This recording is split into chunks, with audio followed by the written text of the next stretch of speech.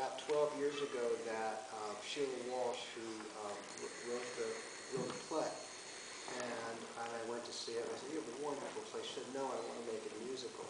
And because when I saw the play, when I read the play, I thought, you know, wow. I mean, I knew nothing of Joyce when I first heard her play. And it became this amazing journey of just discovering joy and the whole story of eternal love and the rock and the portable Ireland that Nora became for Joyce.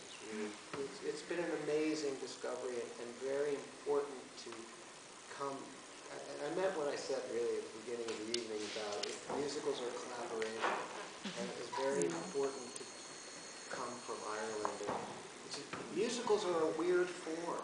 They're hard to create and make them in this day and age be realistic, something you accept and not go, "Oh, the story, oh my God."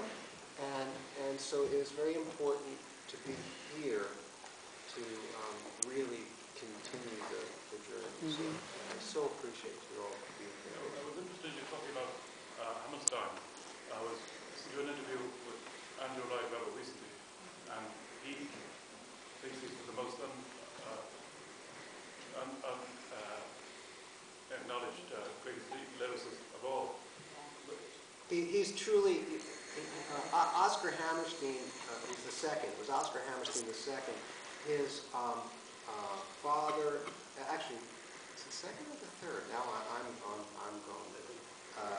But his father owned a theater in New York, and his grandfather owned a theater in the 1800s. So he grew up in that universe, and he grew up in the universe when it was you know, early 1900s, when you would do a song, and then you would just have some story that had nothing to do with the song, and it was just an excuse to have a song. So he was truly the master that discovered how to move a story along with song.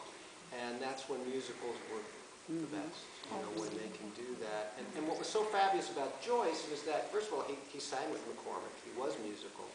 He was just, it just seemed that the music should be part of the furniture in the piece. Because his writing was so... Because everything was so lyrical, and so it just seemed very natural to be able to allow it to evolve. Do you have any questions? Yeah, just as actors, is it very difficult to sing with a soundtrack as opposed to live musician? So I have this kind of sense, if it goes wrong once, it's all wrong. So they have the sense too. Yes. It's a little nerve-wracking.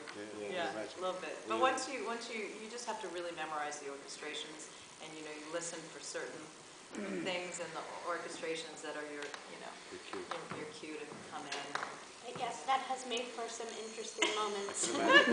We had trouble with our tape deck last night, so we were waiting on one or two things, but it was not a big deal. We just we know our cues. But the nice thing about it is that the tempos are always the same. Yeah, and when you're playing with live musicians, sometimes the tempos can be crazy, and with these songs, I mean, sometimes they go so the words are just so quick. If you went too fast, or if you went too slow in some of the ones that are more sparsely orchestrated, you would have huge gaping holes to fill. So at least we know that the metronome is always to sing. So it actually is lovely. Jim's right, to have the tempos be consistent on a track is nice for us because it's hard music.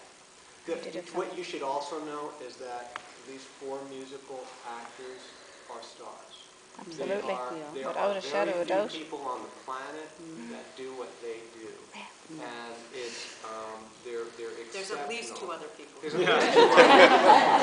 No, I mean to be able to be as musical, to follow a score like that, and thank you all for doing that because I know it's a challenge. They're really phenomenal, and I must say, Terry Byrne has been, amazing. He's been so patient with us, and he got the play right away, and we adore his point of view and help shaping it and make sure that we haven't gone too American on it. And that was our fear, because that's not what we were trying to do. He's a very convincing priest. We worked on his accent with him. I've got a lot of this, so I really am a priest. Sorry, my question. But first of all, congratulations to you all. It was brilliant. Do you think that you would be able to work it to a larger commercial success from the point of view of to move away from those who are interested in Joyce would obviously come, because it would seem to me that it has that potential in general sense. That's our hope, and part of being here is trying to determine not only just, I mean, my personal wish would be that the show is launched from here in a full production. You know, what you kind of do is just put it out there in the universe and see, you know, what happens. You know, we have supporters back in New York, and you know, it would really take, you know, supporters here to make sure that we could figure out that journey here as well. And the dream would be we launch it from here and move on. I mean, you were all using your imagination so wonderfully tonight to watch these, you know, 5 wonderful actors create the universe without them moving around. Yeah.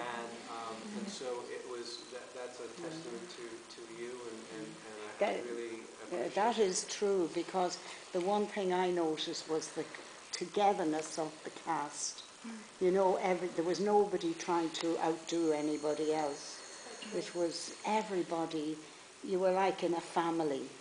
You know, that kind of feeling about it. We all fight backstage. I really do. Like a family. I do think, to answer your question, I do think that it has a potential to have a successful commercial run, simply because it's one of the great love stories, and I think that it's universal in that sense. Yeah, I think the challenge would be that even here in Ireland, the Joyce would be seen as a sort of select elitist thing, and only a small number of people follow it. So people would say, "Oh, that's not for me." But in fact, as you say, it is a love story. Well, we figure we'll just sell the sex. You know, We'll change the title. That's a problem with so many musicals, though. It's how do you market this to find a demographic? First of all, to hit the demographic that will appreciate it because of their exposure to the subject matter and their knowledge of it, but also to find the demographic that is going to love it regardless of their exposure. Yeah, I think it has that potential, though. Right. We only have just another moment or two, but I also want to introduce Laura Barnes, who is the director of the James Joyce Center. Yes. Nora, do you have anything to add to the festivities tonight?